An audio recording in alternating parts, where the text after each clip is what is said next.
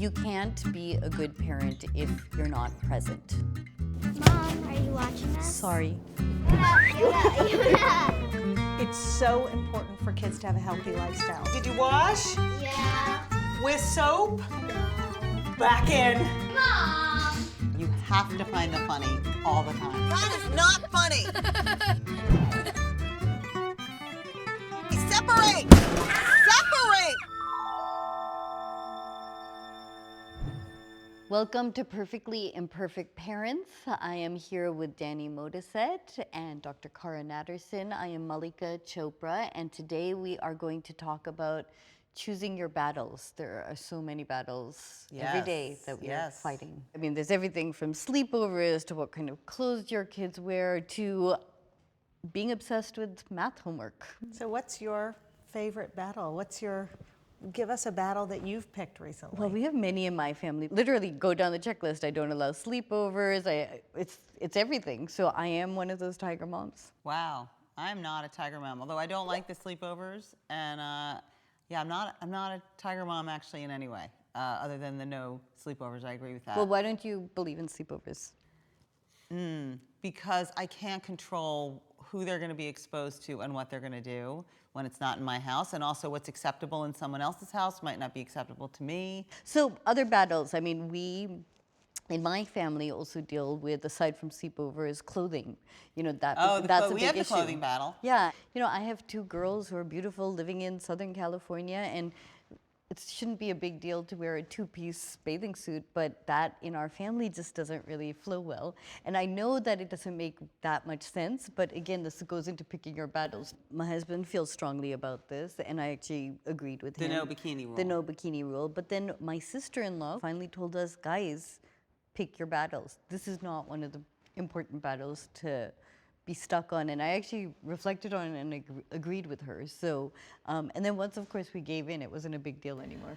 And I think in our house, we had the same rule. For a long time, we really pushed the one piece. And I think we made the bikini too coveted. So you want to keep your daughter looking young and being covered and being appropriate. Had I just let it go when she was younger, this wouldn't have been an issue. And by the way, it's not just the bikinis, it's the shorts these days. I mean, it gets into so many issues. Well, and I've heard all these phrases. I've heard all these phrases like the snowplow mom, like taking away the obstacles for them. And I think in our philosophy as parents, it's also like, you know, let your kids also fail. But as long as they're working hard. My father often gives this example, is that there may be a child who's great at singing and terrible at math. And most parents will get the math tutor. And it's turned out that this is me. I do get the math tutor. And his philosophy is no, don't get the math tutor. Get the voice teacher. Yeah. And they can hire an accountant when they're a good singer to do the math for them. Yay, I like this. But my dad and I have this issue because I'm the mom who has the 8-9-year-old who I don't want to limit her ability or confidence in doing math. I just had this experience with soccer with Gideon this weekend. I live in a neighborhood where these kids are born with soccer balls at their feet. Like they are it is part of their culture. Yeah. They are playing soccer. And then my little son, he's like, you know, whatever, it's a ball. He likes to pick it up with his hands. So he's not anybody's first pick for anything on the field. And it really upset me this week when he was like, you know, asked to sit out. And I thought, oh, I feel bad for him that he's going to be that kid. But isn't it okay for him to feel bad? I mean, this is where I get into this thing about, like, as parents, you know, we don't have to make them perfect. Like, it's okay for them to feel insecure and it teaches sometimes, resilience. to feel like, and maybe you know, he'll work harder if he doesn't get picked. But I think there's a difference between allowing them to become resilient and allowing them to learn those lessons and actually giving them some foundational skills. And doesn't matter if it's math or if it's soccer or if it's piano. I think if you just start the foundation strong, then you go hands off, the kids will do what they're going to do. Then you can follow your dad's philosophy and say, where's the strength, where's the passion? Maybe sometimes we do need to let them fail. I think I just can't, it's so funny, and I'm realizing maybe this is part of the Tiger Mom thing is, you know, maybe I'm okay with letting them fail in sports, but not in math. Like when it comes to academics, I just won't let them. Well, like, that's picking your battles. Picking your battles. Yeah, I right. think this is part of just parenting in general, is choosing your battles. Cara, any final thoughts or pieces of advice for parents?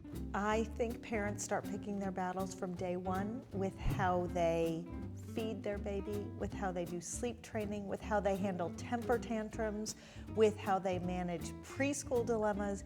I think it goes all the way through until your kids leave your house after they graduate from high school. I think you're always picking your battles. I think for me, the picking the battles all comes down to safety. And then I draw a very hard line, and they know that. But anything short of that, I'm not going to fight about.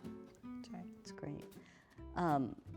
I think just for me, picking your battles also, though, allows you to be flexible and break your rules sometimes. Clearly. Clearly.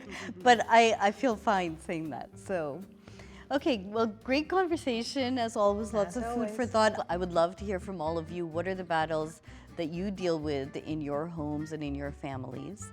And please make sure you subscribe to the Chopra Well, share your stories, share your comments. And thank you, as always, for watching Perfectly Imperfect Parents.